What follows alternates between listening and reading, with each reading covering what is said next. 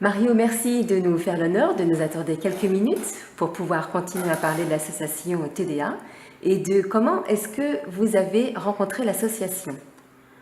Merci à vous d'avoir me donné ce temps. Et j'ai rencontré l'association et Pierre, par la personne de Pierre bien évidemment, son président, et je l'ai rencontré dans le cadre du traitement d'un enfant, adolescent plutôt, qu'on traitait, que je traitais de mon côté, lui traitait du sien, et la famille a eu la bonne idée de nous présenter l'un l'autre. Ce qui a été immédiatement assez agréable, et Pierre avec son énergie a fait le reste, et on a commencé à développer cette idée de pouvoir collaborer ensemble. D'accord, très bien. Peut-être on peut aussi prendre un moment pour décrire en quelques mots qui vous êtes et d'où est-ce que vous venez. Vous êtes donc né à Buenos Aires en Argentine et vous avez donc passé une grande partie de votre vie professionnelle à Paris, c'est ça?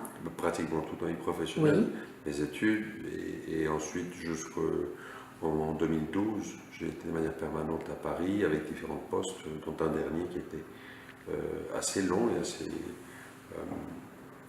fourni comme chef de service. D'accord, donc chef de service. Et vous êtes également, donc vous avez une pratique libérale en tant que psychologue, Absolument, psychologue clinicien, oui, absolument. entre France et également aussi en République dominicaine. Actuellement, je suis entre la République dominicaine. Je travaille un peu dans le cadre de l'association en France. Je travaille un peu autour des patients privés à droite à gauche en Europe et surtout en Amérique latine, de manière générale. D'accord. Et merci. Et qu'est-ce qui vous a fait justement arriver donc de votre spécialité qui est notamment la psychopathologie, usage de drogue, et qu'est-ce qui vous a fait arriver jusqu'au domaine donc des personnes avec des troubles d'hyperactivité de l'attention? Tout simplement que je retrouvais au fond euh, de plus en plus chez mes patients, comme c'est arrivé à beaucoup de cliniciens, et sans surprise, on retrouvait beaucoup de gens qui étaient dans les files des gens qu'on devait traiter pour des problèmes d'addiction à 40 ans, 50 ans, 25 ans, 35 ans. On retrouvait des gens qui avaient été TDAH de toute évidence quand ils étaient jeunes et qui avaient trouvé de manière très claire et très précise dans l'utilisation de produits comme le cannabis ou la cocaïne ou l'alcool ou même l'héroïne, avaient trouvé effectivement un soulagement réel. Je dirais pratiquement beaucoup plus violent certainement, mais beaucoup plus efficace jusqu'à certains points qu'est-ce qu'on pourrait leur proposer d'une toute autre manière. Et donc la difficulté était de traiter les mêmes sujets qui nous disaient, oui, mais quand j'étais petit c'était comme ça, qui nous décrivaient une psychopathologie et une évolution qui était exactement la même.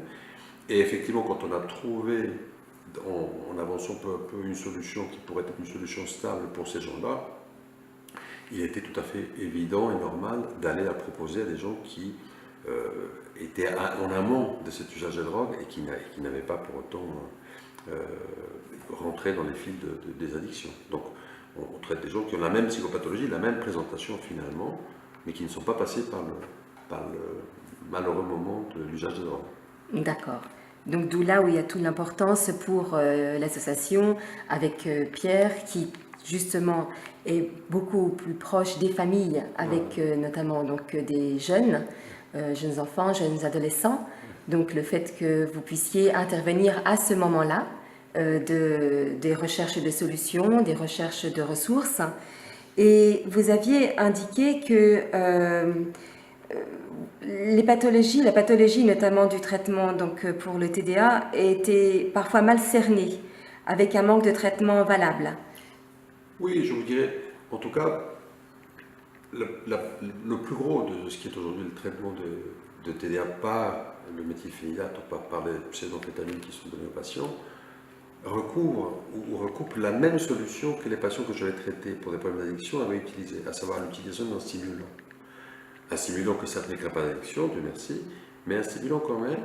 Et un stimulant a toujours les mêmes limites.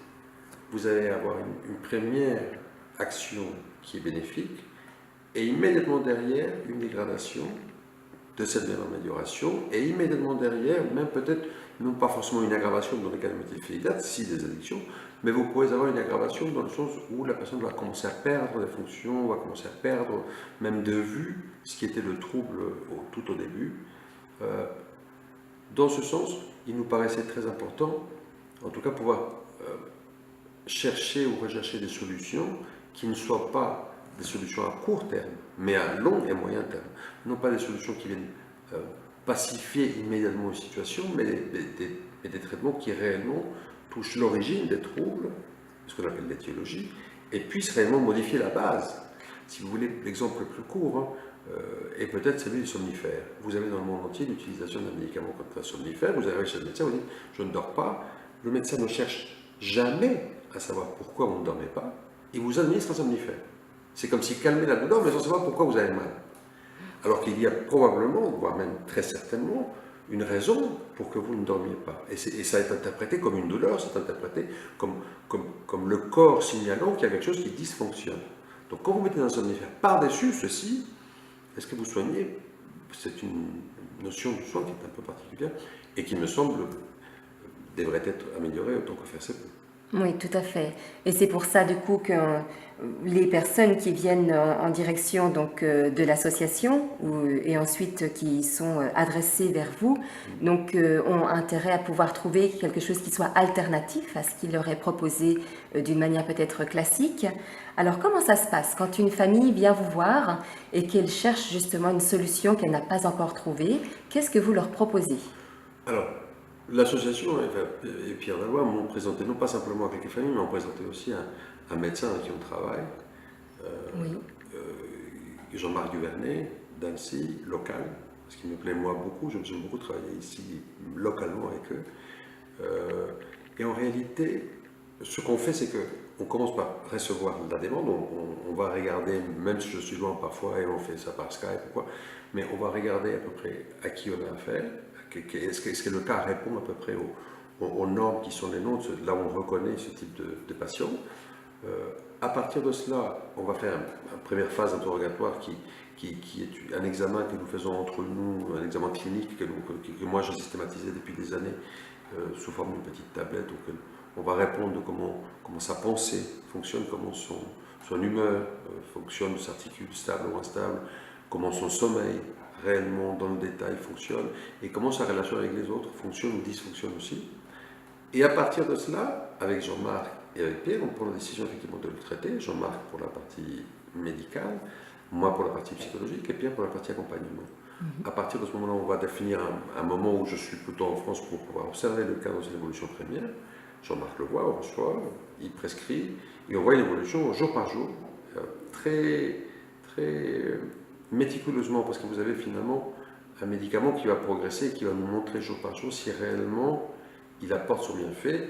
Au bout d'un certain nombre de jours, bien évidemment, la tension se relâche et ça peut être toutes les 48 heures, etc., etc. Et au fur et à mesure, on obtient un résultat qui est de plus en plus fidèlement précis et où vous avez une symptomatologie qui était là au début, bien déterminée, sur la pensée, sur l'humeur, sur l'altérité, la relation à l'autre et le sommeil, qui va s'effacer peu à peu, qui va s'estomper et qui va disparaître, non pas parce qu'on la plaque par un biais ou un autre, mais parce qu'elle se dissout.